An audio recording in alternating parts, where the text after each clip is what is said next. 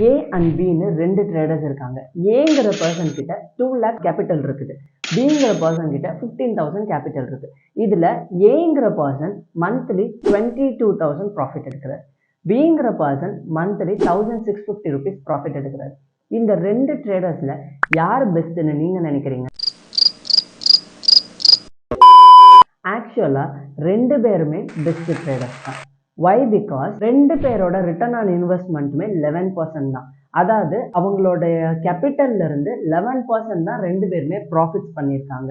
But இங்க நிறைய பேருக்கு என்ன தோணியிருக்கும்னா ஏ தான் வந்து பெஸ்ட் ட்ரேடர்னு தோணிருக்கும். Why? Because அவரோட ப்ராஃபிட் தான் இங்க ஜாஸ்தியா இருக்கு. But let me tell you one thing, எப்பவுமே நீங்க உங்க ப்ராஃபிட்டை வந்து அமௌண்ட்ல கால்குலேட் பண்ணாதீங்க, பர்சன்டேஜில் கால்குலேட் பண்ணுங்க. அப்பதான் உங்களுக்கு உங்களோட பர்ஃபார்மன்ஸ் எப்படி இருக்குன்றத ப்ராப்பரா அனலைஸ் பண்ண முடியும்.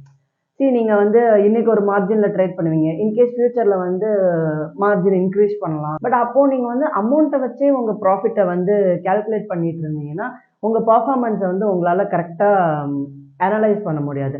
ஒன்ஸ் நீங்கள் வந்து பர்சன்டேஜில் வந்து உங்களோட பர்ஃபார்மன்ஸை அனலைஸ் பண்ண ஆரம்பிச்சிட்டிங்கன்னா it will be better for you.